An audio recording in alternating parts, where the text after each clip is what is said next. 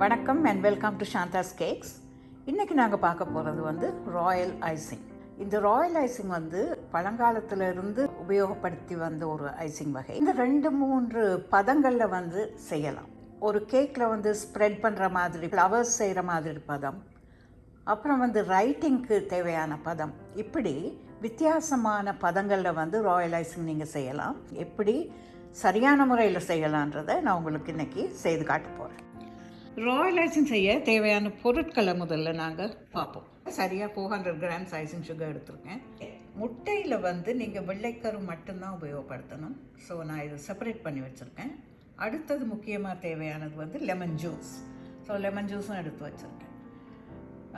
Vanilla essence கொஞ்சம் போடலாம். ஏன்னா நீங்கள் வந்து முட்டை உபயோகப்படுத்துகிறபடியாக அந்த மனம் போகிறதுக்காக வெனிலா ஒரு ஃபியூ ட்ராப்ஸ் உபயோகப்படுத்தலாம்.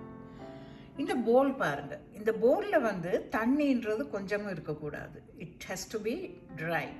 அதே போல் இந்த பீட்டர் இருக்குல்ல, கேக் பீட்டருடைய அந்த பீட்டர்ஸ் கூட தண்ணி இருக்கக்கூடாது அதில்.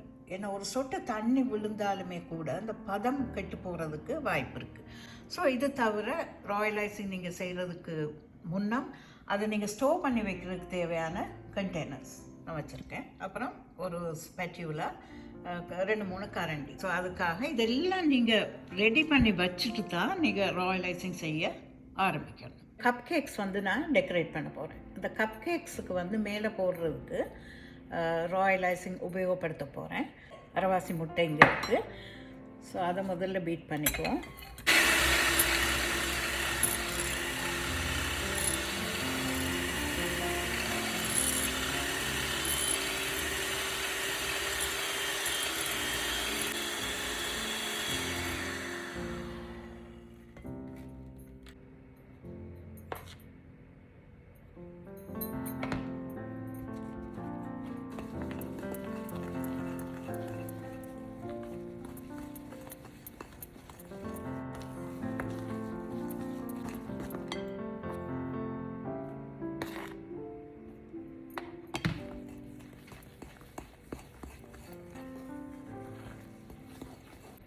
ஸோ இதுக்கு வந்து லெமன் ஜூஸ் கொஞ்சம் சேர்த்துக்கலாம்.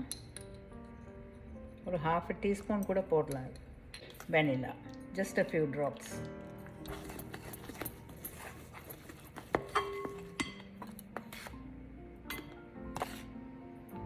ஸோ இது வந்து இன்னும் வாட்டரியாக தான் இருக்குது கப் கேக்ஸுக்கு டெக்கரேட் பண்ணுறதுக்கு. ஸோ இன்னும் கொஞ்சம் ஐசிங் சேர்க்கலாம்.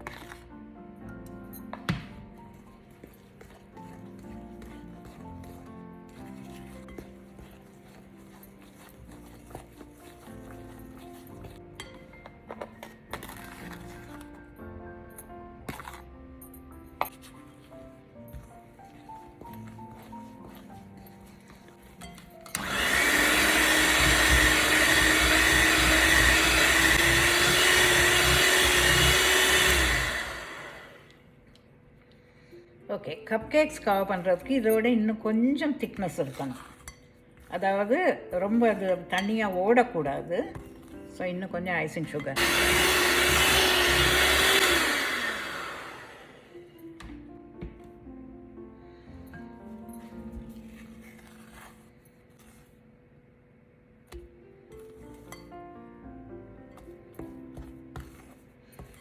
ஓகே, இப்போ பாருங்கள், இது சரியான பதம். ஒரு கேக்கில் போடுறப்போ வந்து ரொம்ப சீக்கிரமாக அது கீழே இறங்காமல் இருக்கணும். இங்கே பாருங்கள்.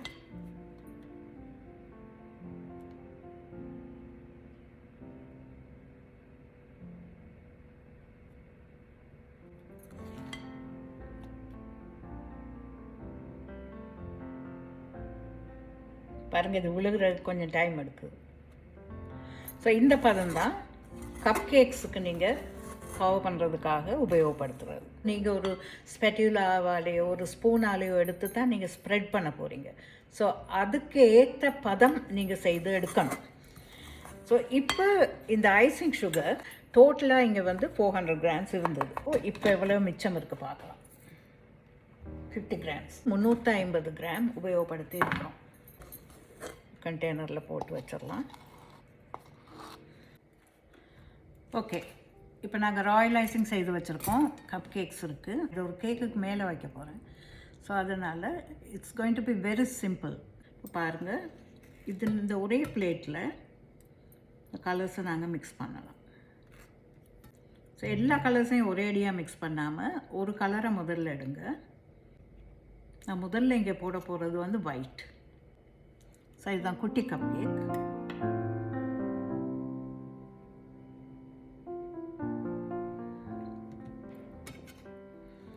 ஓகே, இப்போ ஒரு கலர் சேர்க்க போகிறேன். அது கொஞ்சமாக எடுத்துக்குவோம். ஸோ இதை நீங்கள் எப்போவுமே மூடி வைக்கிறது நல்லது, இல்லைன்னா காஞ்சி போகும் சீக்கிரமாக. ஸோ இதில் வந்து எல்லோ கலர்.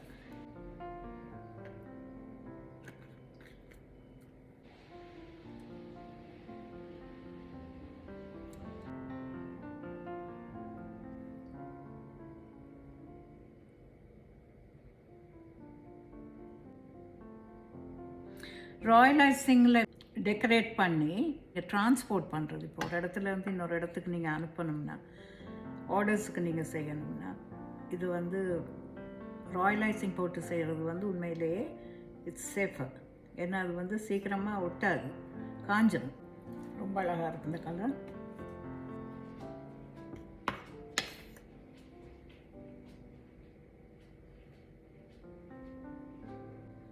இப்போ இன்னொரு கலர் போடலாம்.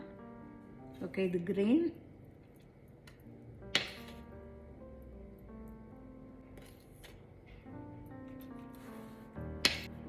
ப்ளூ. ரொம்ப அழகாக இருக்கும் அந்த கலர்.